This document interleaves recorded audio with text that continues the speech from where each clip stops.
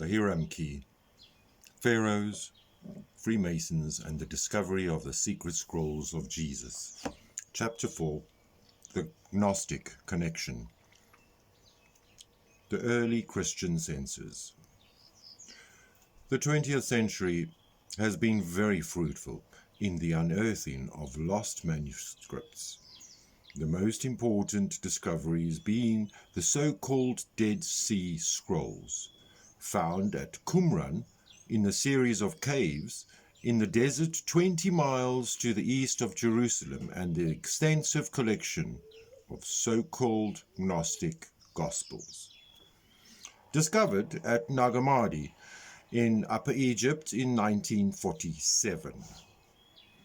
It seems reasonable to suppose that there are yet more discoveries to be made in the future, and that many unrecorded discoveries have been made in the past.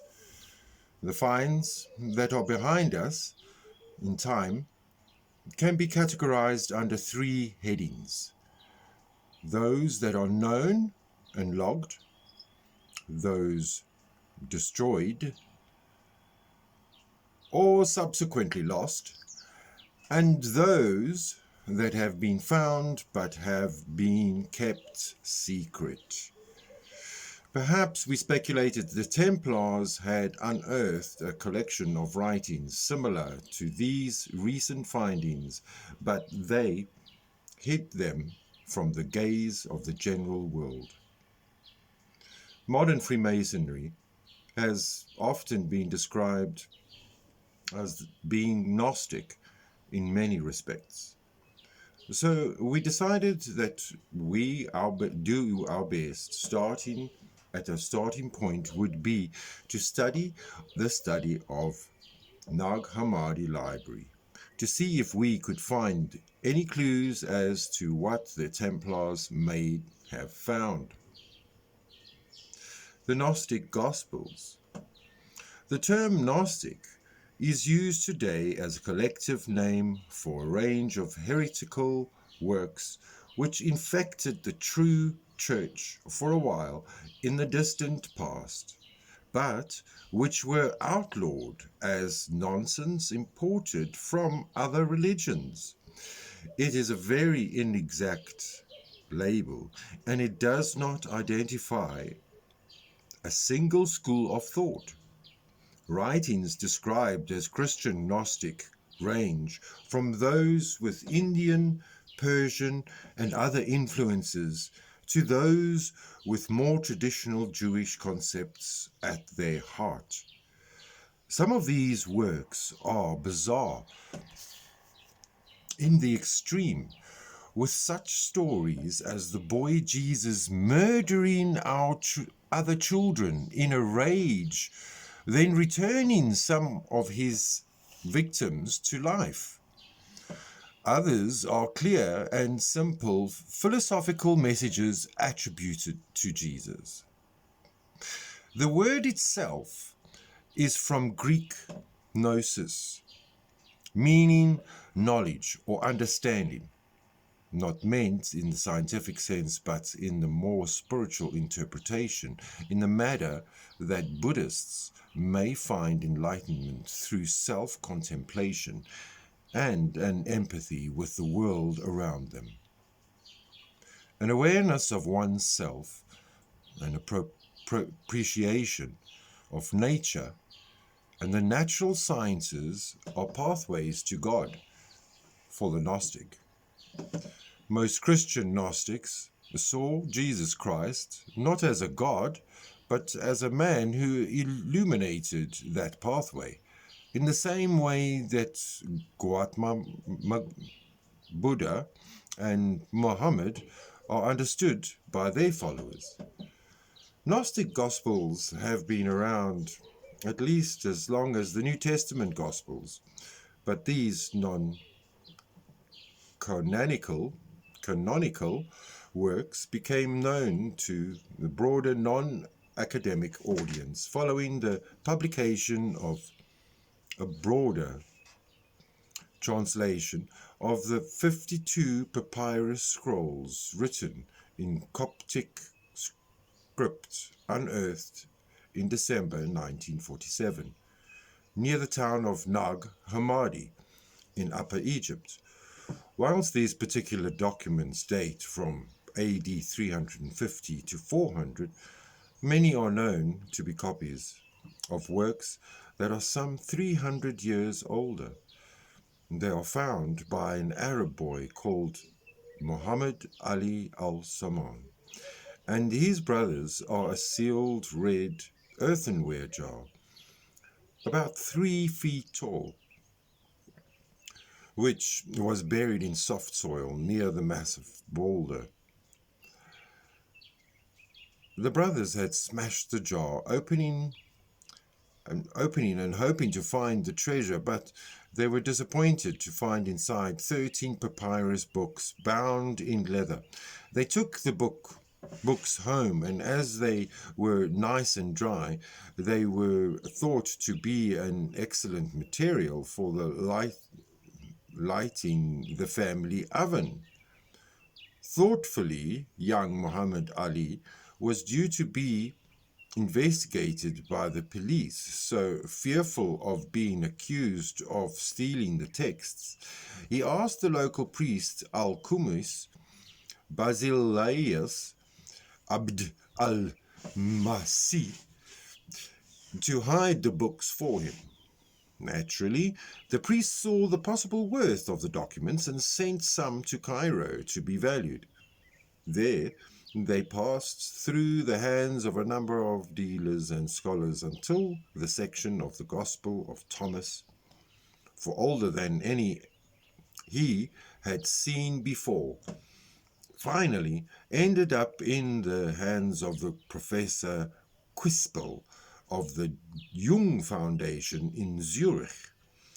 He was astounded at what he saw and quickly traced the rest of the hoard, which had understandably by then found its way to the Coptic Museum of Cairo, in Cairo.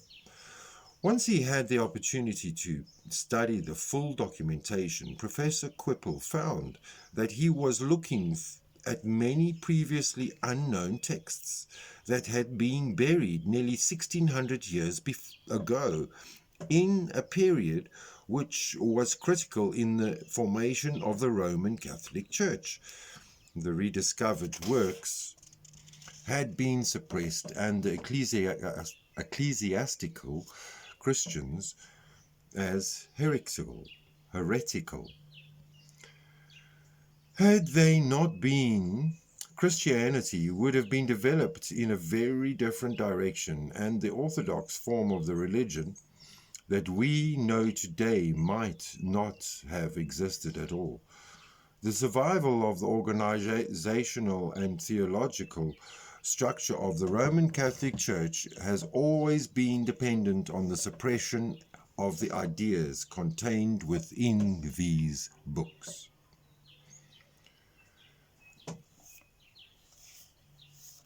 The Gnostic Resurrection.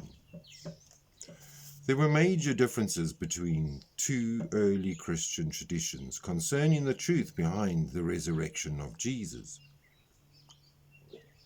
In the Gnostic work, Treatise on Resurrection, ordinary human existence is described as spiritual death, whereas the resurrection as the moment of enlightenment, revealing what really exists. Whoever grasps this idea becomes spiritually alive and can be resurrected from the dead immediately. The same idea can be found in the Gospel of Philip, which ridicules ignorant Christians who take the resurrection literally. Those who say they will die first and then rise are in error. They must receive the resurrection while they live. This description of the living resurrection reminded us of the subject matter of the Masonic third degree ceremony and encouraged us to investigate further the cause of the row over the literal truth of the resurrection of Jesus' body. There are major consequences of the literal belief in the resurrection of Jesus' body, which later ascended into heaven. All the authority of the Roman Catholic Church stems from the experiences of Jesus' resurrection by the 12 favored apostles, an experience which was closed to all newcomers following his ascent into heaven. This closed, unchangeable experience had enormous implications for the political structure of the early church. It restricted the leadership to a small circle of persons who held a position of incontestable authority and conferred on this group the right to ordain future leaders as their successors. This resulted in the view of a religious authority which has survived to this day, that the apostles alone held definitive religious authority, and that their only legitimate heirs are priests and bishops, tracing their ordination back to that same apostolic succession.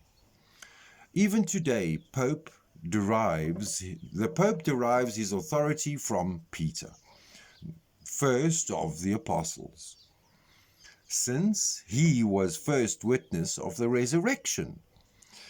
It was very much in the interests of the rulers of the early church to accept the resurrection as a literal truth because of the benefits it conferred on them in the form of the uncontested source of authority, since no one of a latter generation could have access to Christ in the way that the apostles did during his lifetime, as at his resurrection. Every believer must look to the church at Rome, which the apostles are said to have founded, and its bishops for authority. The Gnostic Church called this literal view of the resurrection the faith of fools, claiming those who announced that their dead master had come physically back to life confused a spiritual truth with an actual event. The Gnostics quoted the secret tradition of Jesus' teaching as recorded in his speech to his disciples in Matthew. To you it has been given to know the mysteries of the kingdom of heaven, but to them it has not been given.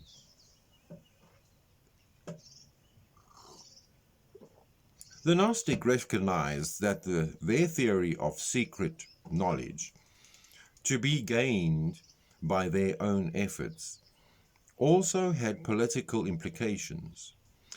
It suggests that whoever sees the Lord through inner vision can claim that his or her own authority equals or surpasses that of the apostles and their successors. We found that Irenaeus, known as the father of the Catholic theology and the most important theologian of the 2nd century AD, saw the dangers of the authority of the church that is this view presented. They consider themselves mature, so that no one can be compared with them in the greatness of their gnosis. Not even if you mention Peter or Paul or any of the other apostles. They imagine that they themselves have discovered more than the apostles, and that the apostles preached the gospel still under the influence of Jewish opinions. But they themselves are wiser and more intelligent than the apostles. Those who consider themselves wiser than the apostles or consider themselves wiser than priests.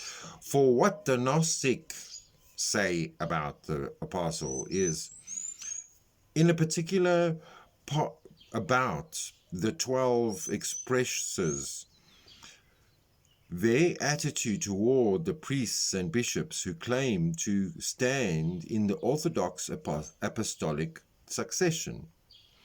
In addition, many Gnostic teachers also claimed success to their own secret sources of apostolic tradition, in direct rivalry to that commonly accepted in the churches. In the Gnostic Apocalypse of Peter, the Orthodox Church claims to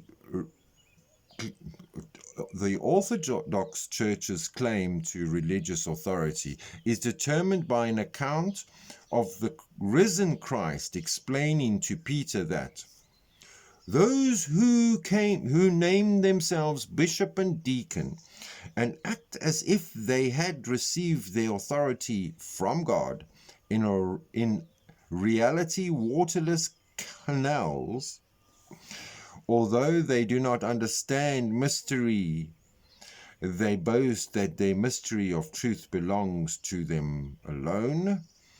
They have misinterpreted that apostles' teachings and have set up the imitation church in place of the true Christian brotherhood.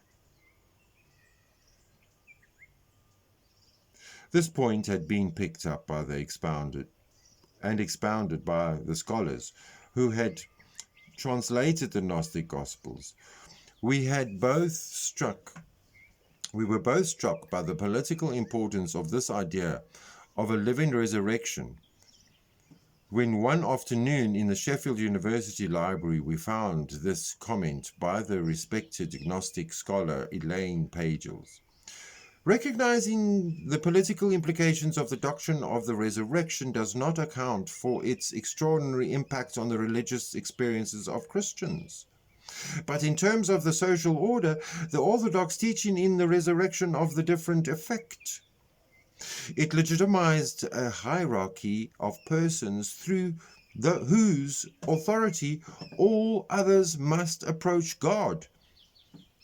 Gnostic teaching was subversive of this order. It claimed to offer to every initiative a means of direct access to God, of which the priests and bishops themselves might be ignorant. We now know that the interpretation of the resurrection had been the tremendous source of the controversy in the early Christian church, and that there had been a secret tradition concerning living spiritual resurrections connected with the group of Christians labeled Gnostics, denounced for the political reasons as heretics, because their interests in the gaining knowledge undermined the authority of the bishops and the Orthodox Church. The resurrection also figured very prominent in the ritual of the Masonic third degree, but there is very much a story of living and resurrection mixed with the story of the unlawful killing and the recovery of a reburial of a dead body. We found references to the living resurrection element of the Gnostic Gospels, but we now needed more information to try to work out what the Templars might have found. So in order to pursue this further, we read the discoveries from Nag Hammadi in translation.